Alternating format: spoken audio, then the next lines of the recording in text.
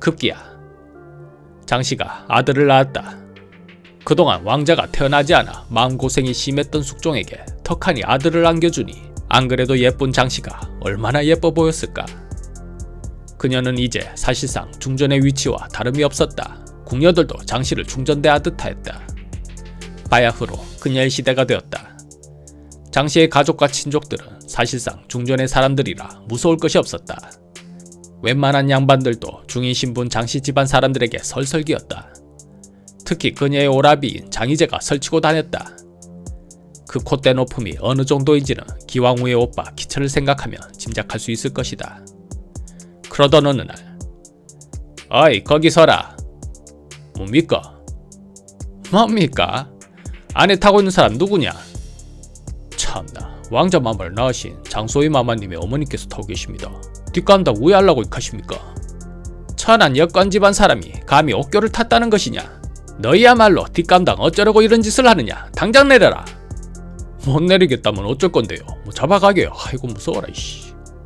이것들이 감히 누구를 조롱하는 것이냐? 여봐라, 이놈들을 포박하라. 그들은 사헌부 금리와 조례였다. 사헌부는 조선시대 왕권과 유력신권을 견제하는 부로 정사를 논의하고 관리의 비행을 조사하여 그 책임을 규탄하는 일을 하였다. 사헌부 지평 이익수가 상소하기를, 신이 듣건대 장소의 모친이 8인이 매는 옥교를 타고 벌중에 왕래한다고 합니다. 그런데 장소희의 어미는 한 천인일 뿐인데 어찌 감히 옥교를 타고 대궐에 드나들기를 이와 같이 무엄하게 할 수가 있습니까? 궁의가 엄중하지 않으면 외인의 출입을 막는 법도가 해이해질 것입니다. 전하께서는 잇따라 지금부터 마땅히 액정을 경칙하여 등급의 한계를 정돈하고 안과 밖을 엄숙 화목하게 하여 위와 아래의 구분이 확실해지게 하소서. 사랑스러운 그녀 장옥정, 다 주어도 아깝지 않은 그녀의 어머니를 욕한 것은 장옥정뿐만 아니라 자신을 비판하는 것으로 들려 숙종은 크게 분노하였다. 이것들이 미쳤나? 감히 왕자의 외할머니를 이런 식으로 모욕해?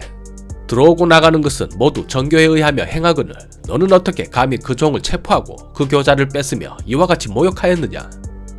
저것들을 매우 엄하게 다스려라. 금리와 조례는 체포되어 내수사에서 장을 맞다가 죽어버렸다. 사헌부로서는 나름대로 할 일을 했을 뿐인데 장옥정의 가족을 건드렸다 하여 두 사람이 죽었다. 이것은 본보기가 되었다. 신하들은 알아서 기었을까? 기지 않았다. 당당히 할 말을 했다. 장소의 어미는 곧 당하관인 역관의 처이니 교자를 타는 것도 이미 참남하다고 할 것인데 교자에 뚜껑이 있는 것은 더욱 참남한 것이니 법을 지키는 관원이 이를 알면 마땅히 금지할 일입니다. 나라에는 엄연히 법이 있는데 그 법을 준수한 자를 오히려 죽이신다면 장차 누가 법을 따르려 하겠나이까? 다소 세게 나왔다. 경신황국으로 권력을 되찾은 서인과 숙종의 첫 기싸움이 시작된 것이다. 안 그래도 권력의 무게추가 서인으로 너무 기울었다고 생각했던 숙종이었다. 물러설 수 있었을까? 일단 물러났다. 어려운 상황에 신하가 할 말을 잃지 않고 소신껏 발언하니 진언한 성의를 내가 아름답게 여긴다.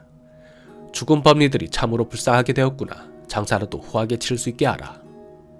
숙종이 꼬리를 내린 것은 아니다. 다만 판을 바꾸고 싶었던 것이다. 이 판에서 서인들과 싸우기에는 명분상 아무래도 불리했기 때문이다. 얼마 뒤 숙종이 신하들을 불러 말하였다.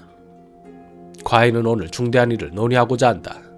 미리 말해두지만 반대하려거든 사직할 각오는 하고 반대해야 할 것이다. 하명하시옵소서. 왕자의 명호를 정하려 한다.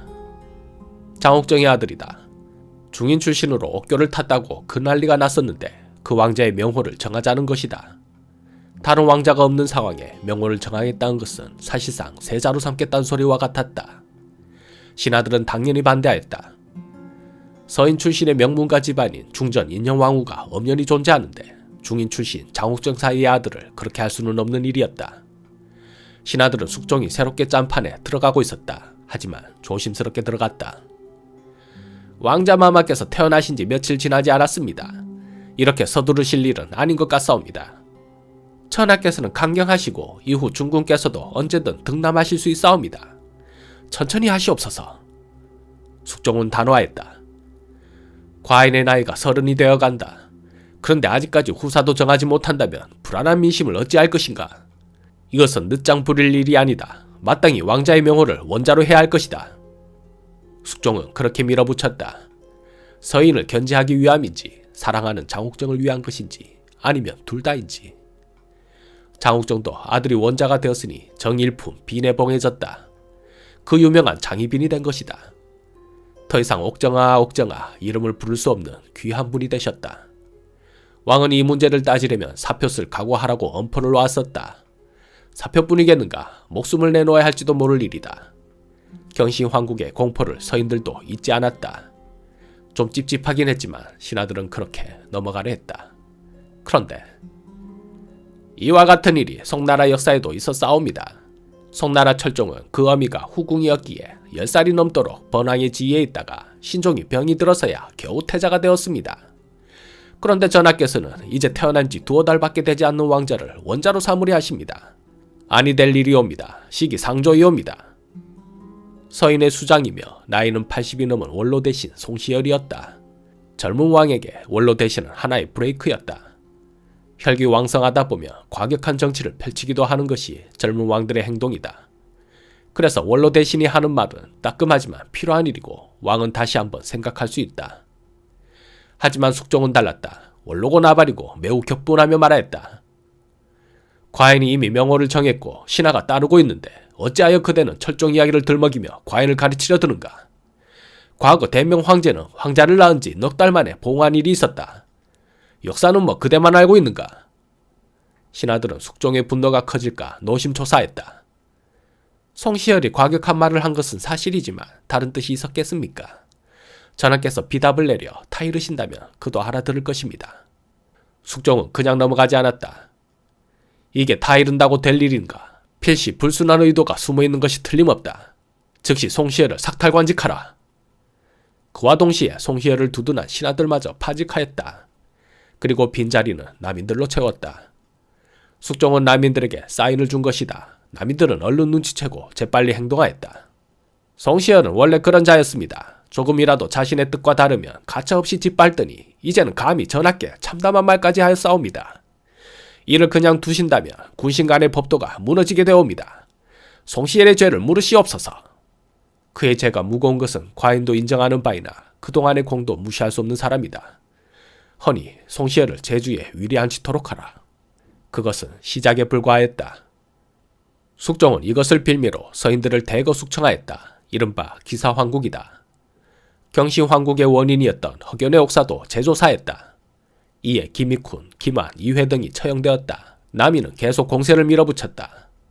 송시열은 물론 그와 뜻을 함께한 김수왕도 처형하라고 주장하였다. 그대들이 한결같이 말하니 과인도 어쩔 수가 없구나. 김수왕을 사사하라.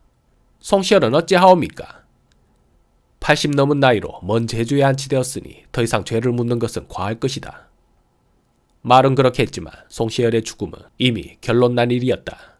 언제 행하느냐가 문제였을 뿐. 남인 계열의 유생과 제야 지방 인사들은 끊임없이 송시열의 극형을 주장하였다. 결국에는 이제는 과인도 어쩔 수가 없구나. 금부도사를 보내 사사하라. 이때 송시열은 다시 신문을 받으러 서울로 상경하고 있었다. 제주에 위리안치되었을 때는 가르침을 청하는 사대부와 평민들의 방문이 끝없이 이어졌다. 한자를 모르는 사람들을 위해 쉽게 한글로 쓴 사수삼경과 주자가래를 번역, 집필하기도 하였다. 자연히 상경길에도 수많은 제자와 유생들이 그를 따랐다. 송시열도 그 길이 생의 마지막임을 알고 있었다. 그래도 옳다고 믿는 것은 끝까지 굽히지 않는 그였다. 왕을 만난다면 할 말은 다 하고 죽으리라 송시열은 그렇게 다짐하였다. 하지만 숙종은 송시열에게 그런 기회조차 주지 않았다. 만날 자신이 없었던 것이다. 아니, 엄연히 중전이 있으니 좀 기다리라 말한 것이 그렇게 죽을 일인가. 명분도 논리도 약했다. 그래서 사약과 함께 금부도사를 보낸 것이다. 상경하던 손시열은 태인현에서 금부도사를 만났다. 그것이 무엇을 뜻하는지를 알고 있는 송시열은 차분히 왕에게 올릴 상소를 손자에게 맡겼다. 이제 이것은 내가 올릴 수 없게 되었구나. 때를 보아 네가 올리도록 하여라. 손자는 눈물로 그 상소를 받았다. 송시열은 따라온 제자들을 향해 말했다. 주자의 가르침을 잊어서는 아니 될 것이며 그 배운 것을 행하는 것에 목숨을 아껴서도 아니 될 것이다. 그는 사약을 받고 쓰러졌다. 서인들은 이것을 정치보복으로 여기고 다시 복수의 칼을 갈았다. 그렇게 1689년 기사황국은 마무리되었다. 하지만 그것은 끝이 아니었다.